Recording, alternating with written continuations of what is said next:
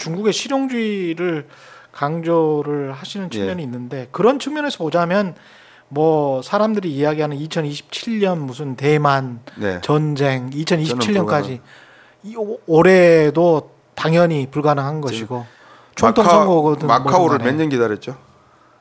한 100년 기다렸습니까? 네. 홍콩 100년 기다렸거든요. 그렇죠. 그러니까 중국은 통일하지 않고 기다리는구나. 바다 건널 필요도 없는 홍콩을 덮치면 되는데 그러네. 기다렸잖아요. 마카오도 기다렸네. 마카오도 기다렸잖아요.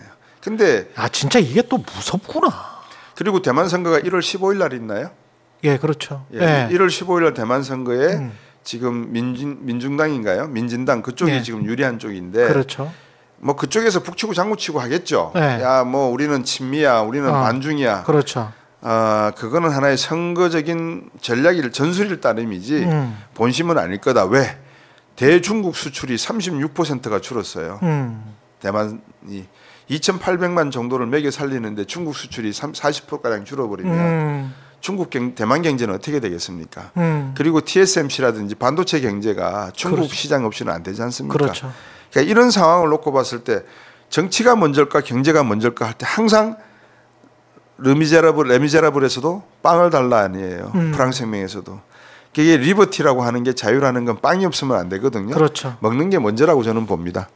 그냥 바이든도 또는 다음 정부도 어쩔 수 없이 중국이랑 손잡을 수밖에 없을 것 같은 게 인플레이션 문제도 뭐 금리를 올릴 만큼 올렸기 때문에 정치적으로 중국이랑 풀어서 관세도 좀 적당히 낮춰주고 그러면서도 미국의 그 노동이랄지 고용이랄지 이쪽은 또 지키는 그런 어떤 최적의 균형점을 미국의 대통령도 찾으려고 노력을 할 텐데 그렇게 생각을 해보면 뒤에서 중국이랑 손을 잡아야 되지 않을까 그런 생각도 들거든요. 뒤에는 손잡고 있다니까요. 이미 뒤에 손잡고 있다? 이미 손잡고 있습니다. 일본도 지금 중국에 대해서 왈왈 짓잖아요. 생각고 열도 가지고. 그렇죠. 그렇지만 일본이 중국에게 차관을 주기 시작한 게 N차관을 1960년대 중반부터거든요.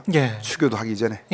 그러니까 일본은 지금도 중국과 손을 잡고 그렇죠. 군시렁 하고 있단 말이에요. 그러니까 우리나라만 지금 열심히. 그러니까 왜 우리는 뒤에서도 손 안 잡고 앞에서도 그거를 이제 전략적 유연성이라고 표현하잖아요. 그러니까 유연해야 되는데 유연하지 못하니까 이제 나오는 건데 일장일단이 있죠. 미국이 봤을 때는 저 친구들 뭐 훌륭해, 뭐 일편단심이구만 할 수도 있는데. 왜 근데 미국에 충성을 해? 일편단심으로? 그거는 이제 뭐 한 정부가 알아서 쓰는 전략적인 뭐 프레임이니까 제가 왈가왈부하기는 뭐 그렇고요. 근데 제가 보는 관점에서는 미국이 과연 이뻐라 할까라는 질문이에요. 그럼에도 불구하고 이뻐라 하면 왜 일본 보고 야 너희들도 반도체 다시 해볼래?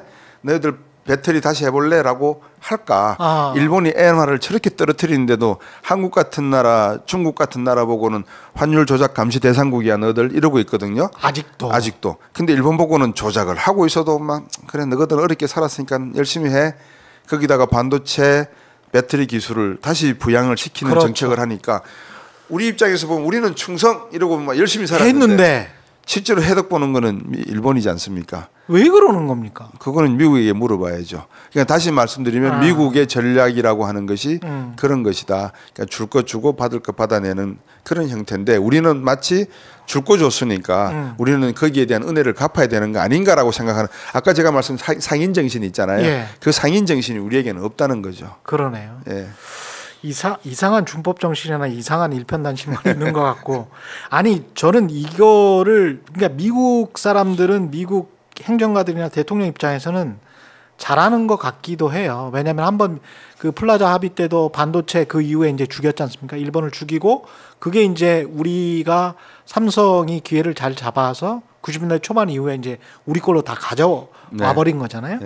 근데 그리고 난 다음에 2000몇 년도인가 이게 이제 확인된 건 아니지만 어떤 반도체 전문가가 그러더라고요. 딕 체니 당시 부통령이 미국 한반도에서 전쟁이 일어나면 뭐가 도대체 왜 우리한테 안 되는 거야?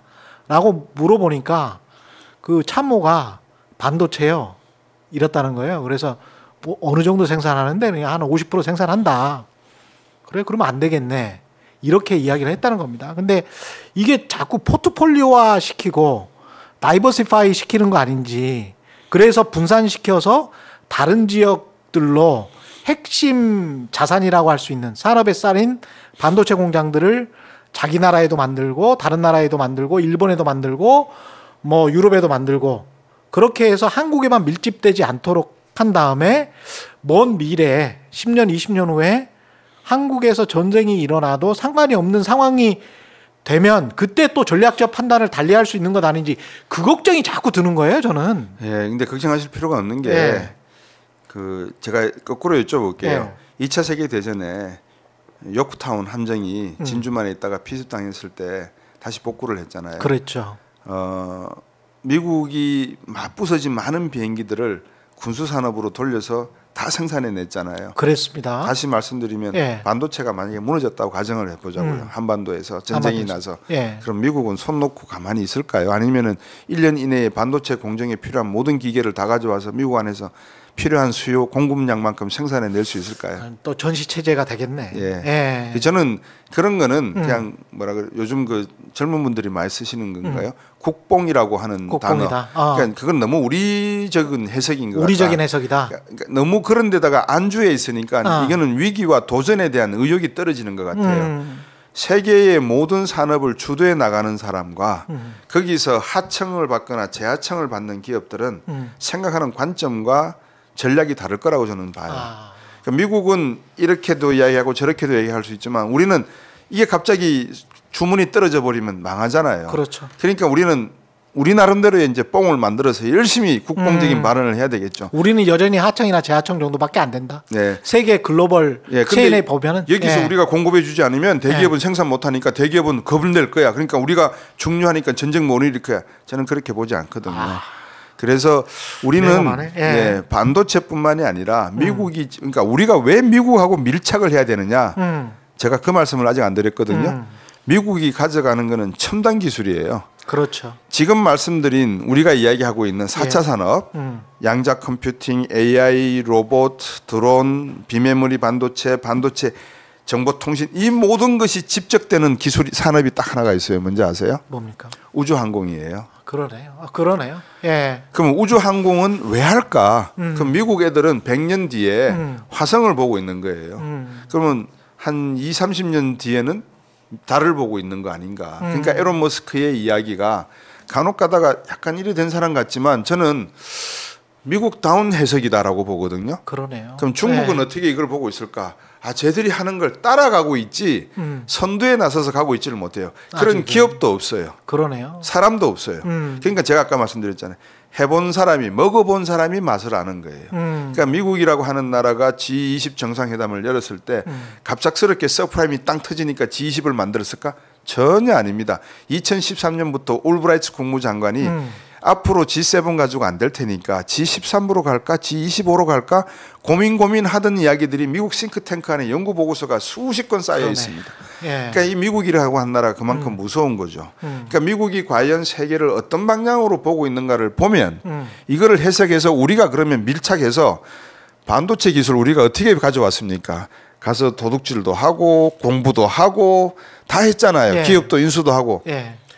그런 방식으로라도 가서 새로운 기술을 뭔가 가져와야죠. 그게 뭘까? AI일까? 양자 컴퓨팅일까? 그거를 이제 고민해야 될 시점인데 다음 먹거리. 근데 다음 먹거리가 없잖아요. 그래야 파이가 커질 거 아니에요. 그렇죠. 파이는 줄어들고 있잖아요. 그러니까 MZ 세대들에게는 고민이 생기고 출산율 떨어지고 교육은 전부 로우 리스크 하이 리턴. 그렇죠. 위험이 높은 데에 고수익이 따라야 되는데 저위험의 고수익군인 의사 변호사로 다 가는 거예요. 또는 부동산. 그러니까 이 사회 전반이 전부 다 혀를 차죠. 이러다가 안 되는데 근데 내가 왜 먼저 나서야 돼? 이건 자본주의적 교육 방식이잖아요. 그렇지. 내가 왜 먼저 해야 돼? 너들부터 해봐. 그럼 내가 따라갈게. 이제 이런 사회가 만연해지기 시작한 지가 이제 제가 볼 때는 1998년 이후라고 보거든요. 외환위기 이후에. 각자 도생의 시대. 그래서 이게 지금 우리에게 가장 필요한 질서가 없는 부분이다. 저는 그렇게 보여져서 미국이 추구하는 에론 머스크가 지구에 4,600개의 이성을 쏘아 올리겠다. 이 말이 뭘 말할까? 엄청난 데이터량과 엄청난 GPS를 통해서 주고받는 데이터를 다 집적하는데 그럼 데이터 센터가 존재해야 될 거 아니겠어요? 우리나라에 데이터 센터 있습니까? 없잖아요. 그러면서 무슨 AI를 한다 그래요? 이제 국가적 비전, 산업에 대한 국가적 비전 그리고 그게 단지 산업 기업이 아니고 교육이랄지 앞으로 미래 세대 문제까지 전반을 다 아우르는 어떤 비전이 필요한 거네요. 그 비전을 가지고 있는 리더가 없다는 거예요. 그렇습니다. 박정희 대통령 시절에는 리더가 1차원적이에요. 전만 찍으면 돼요. 잘 살아보세요. 그러네요. 2차원. 워낙 없었으니까. 워낙 없었으니까. 맨 땅에 헤딩하던 시절이에요. 그럼 이제 그 다음부터 쭉 오는 과정에서 과연 외환위기 이후에 나타난 지도자들, 소위 민주화가 됐단 말이에요. 그렇죠. 이제 문민정부가 들어서고 국민의 정부가 들어서고 다 들어섰어요. 자, 그 다음부터 우리가 한 게 뭐 있냐 이거예요. 그 전에 투자해 놓은 거는 반도체도 1983년에 했거든요. 그렇지. 광케이블 85년에 깔았고요. 자, 그 다 했어요. 지금 그거 갖고 먹고 살았어요. 그럼 98년 때 싹 쓰나미처럼 밀려갔어요. 그럼 98년 외환위기 지나고 난 다음에 25년이 지난 세월 속에 우리가 산업적으로 육성한 게 뭐 있냐? 배터리요? 웃기는 소리 하지 마세요. 배터리 기술 우리가 갖고 있는 그렇게 세계 최고급 아니에요. 누구나 못할 거 아니에요. 예. 그럼 뭐 있어요? 뭐 중국이 뭐 다 가지고 있어요. 그렇죠. 예. 그러니까 뭐 데이터가 있어요. 뭐가 있어요. 그러니까 이런 부분에서 우리가 빨리 위기 의식을 가져야 되고 리더가 그런 비전을 가지고 직관적으로 야 이거 빨리 투자해야 돼. 우리가 산업적으로. 근데 뭐 과학기술 연구자금 다 깎아버리고 막 이랬었잖아요 한때. 그러니까 이게 하나의 그 리더십의 비전의 중요성을 말하는 거예요. 예. 저는 그렇게 봅니다. 그리고 게다가 또 이제 환경이 바뀐 게 기업들은 다 클 만큼 더 컸단 말이죠. 어지간한 대기업들은 또 현금 보유고도 꽤 있고. 그래서 국가가 이제 주도를 한다면 뭔가 이제 기초과학 쪽이나 조금 더 심도 깊은 쪽, 좀 더 먼 미래를 생각을 많이 하면 좋을 것 같은데. 우리 최 기자님이 말씀하신 가운데 제가 하나가 이의가 있는 게 예. 국가가 나서야 될까요? 기업이 나서야 될까요? 저는 기업이 나서야 돈은 더 잘 벌 것 같은데요. 미국은 네. 국가가 나설까요? 기업이 나설까요? 아니 기업이 나서니까 돈을 잘 벌지 그렇죠. 않습니까? 옛날에는 예. 스마트한 사람들이 예. 군대에 있었어요. 맞습니다. 공무원들이었고. 예. 그러니까는 60년대부터 80년대 초까지 그랬죠. 경제 개발 기간 동안에는 정부가 리드해 나가는 게 맞아요. 이제 돈 좀 벌었잖아요. 돈 어떻게 벌었어요? 1973년 83조치 기억나시나요? 사채 동결 조치? 정부가 사채를 동결시켜 줬잖아요. 예. 가져온 외환자금, 베트남에서 피 흘려서 벌어들인 자금 대기업들 다 밀어줬잖아요. 그래서 맨 땅에 헤엄치기 식으로 기업을 일으켜서 예. 반도체를 겨우 하나 세웠고 자동차 공장을 만들어서 이제 우리가 지난해 자동차 수출이 뭐 70몇 조가 됐다고 하는데 그런 경제가 됐잖아요. 그러면 아까 제가 중국 상인과 한국 상인의 비교를 말씀드렸잖아요. 우리는 뭘 해야 될까요? 말이 하나라도 팔겠다는 생각을 해야 되잖아요. 그런 생각을 그게 불법만 아니라면 네. 그게 자본주의라는 말이에요. 네. 저는. 네. 근데 미국 그렇게 외치면서 미국식 자본주의에 대한 생각을 못하면은 그럼 맨날 재하청이나 그런 원청이 되지 못하는 사람의 사고로 가는 거죠. 그래서 기업이 정부를 쪼아야 되는데 기업이 어디로 가야 되는데 기업이 중국에 물건을 팔려면 이거 좀 협상해 가지고 좀 해주세요라고 해야 되는데 오뎅 먹고 떡볶이 먹으면 안 되잖아요. 제가 그게 또 이제 그 정경유착이랄지 과거에 뭐 정치가 위에 있고 뭐 경제가 아래에 있는 것 같은 그런 느낌 있지 않습니까? 아직도 그런 게 사회에 만연해 있는 것 같고 게다가 또 한 가지가 그 재벌 아들주의라고 해야 되나 장자주의라고 해야 되나요? 유교주의라고 해야 되나요? 한국이 거기에서 못 벗어나고 있는 것 같아요. 제가 아까 우리나라에 철학이 있냐라고 여쭤봤잖아요. 역사를 뒤져보면 돼요. 그러니까 최경련 기자를 알고 싶으면 최경련 기자가 지금까지 기자 생활 시작하시면서부터 어떤 생각과 쓴 기사 이런 걸 쭉 들여다보면 저분은 이 관점에 대해서는 이렇게 변해왔구나. 우리가 옛날에 국어 교육 시간에 서정주 시인 청록파라 그러지만 청록파 되기 전에 자유주의파 뭐 이런 식으로 맞아요. 바뀌잖아요. 대가들은 계속 바뀌어요. 바뀌잖아요. 그러니까 그런 변화가 기업들에게 존재가 해야 되는데 우리 기업들은 정부라고 하는 품 속에서 오이오이오 이러면서 커왔잖아요. 돈이 없어요. 사채 때문에 골치가 아파요. 금리가 30% 40%예요. 그래? 나쁜 놈들 사채 동결 이런 식으로 보호를 해줬잖아요. 그러니까 그 사람들은 자생력이 없는 거예요. 그러니까 그런 관점에서 우리나라의 재벌들 대기업들을 다 뒤져보면 뭐 정주영 회장께서 고생하신 내용, 그다음에 영국 가셔가지고 배 세 척을 따온 내용, 얼마나 기가 막힌 아이디어를 동원했습니까? 근데 2세, 3세 경영으로 내려갈수록 과연 그런 배고픔과 진취적인 비전을 가지고 있느냐? 그러면 그 교육이 어떻게 했길래 그러냐? 이분들이 미국 가서 교육 받았으면 당연히 네. 원청이 되는 교육을 받은 게 아니라 하청과 재하청이 될 수밖에 없는 교육을 받았다는 거예요. 그러니까 미국 애들은 에론 머스크가 13년 동안 실패를 해도 투자가 계속 들어오잖아요. 에론 머스크가 13년 동안 로켓을 쌓아 올렸을 때 옆에 있는 부스터 떨어지는 걸 갖다가 스스로 자동 작동하게 해서 바다 위에 있는 바지선에 도착 딱 서도록 폐기 처리하지 않고 13년 동안 실험했단 말이에요. 그렇지. 거기에 모인 데이터가 얼마겠어요. 그럼 이거를 응용할 수 있는 기술이 또 얼마겠어요. 그러니까 이거는 미국의 원청 기업으로서 진정한 재벌로서의 할 수 있는 소위 말하면 재벌적인 프라이드이기도 하고 자부심이기도 하고 제국 우리가 해석할 때 그러니까 없는 사람 입장에서 해석할 때 제국주의적 표상이라고도 할 수 있는 거예요. 근데 우리는 그거를 보고 제국주의라고 손가락질할 게 아니라 먹고 살아야 되잖아요. 그러면 어떻게 하면 우리도 빨리 저렇게 할 수 있을까? 실패하는 것을 존중하고 실패하는 교육을 강조할 수 있을까? 바꿔야 되는데 바꾸지를 않잖아요. 게다가 또 2024년 경제 전망을 하는데 이제 생각하는 거는 아유 부동산 PF 이거 만기 도래하는 거 어떻게 막지? 그렇죠. 예, 그것만 지금 다 고민하고 계시죠. 예. 근데 그 부동산 PF가 나타나기 전까지 어떤 일이 있었는가를 고민해 보시면 그렇죠. 답이 나오죠. 예. 국민들은 가만히 있었는데 이제 지나가던 사람이 집 사세요 하고 갖다 넣은 건 아니잖아요. 그렇죠. 정부도 집을 사라고 했잖아요. 그렇죠. 박근혜 정부 때. 그렇죠. 문재인 정부 때 돈을 풀고 그렇죠. 팬데믹 때문에 이자가 낮아놓으니까 그러니까. 서울 집값이 문재인 정부 때는 수직 상승했어요. 박근혜 정부 때 이렇게 상승하다가 확 상승해 버렸거든요. 예. 그러니까 이런 정부 탓을 하는 게 아니라 국민들이 가지고 있는 본능적 욕구가 어디에 있냐는 거예요. 부자 되고 싶다는 거예요.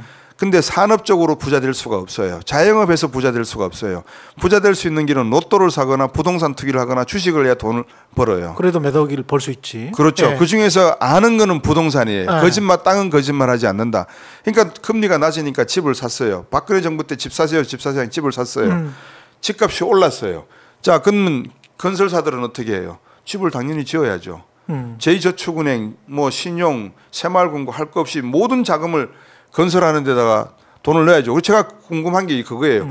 아니 웬만한 기업들은 기획실도 있고 총무실도 있고 전략을 짜는 팀들이 있을 건데 네. 이게 부동산 PF 대출에 막 차를 타는 건지 아닌지를 분간 못하고 돈을 쏟아부었다면 특히 2020년, 21년에 네. 그 사람들을 구하는 게 정답일까 아니면 죽도록 내버려 두는 게 정답일까 거기에 일조한 국민들의 그 본능, 부자가 되고 싶은 그 본능은 어떻게 해석을 해야 될까?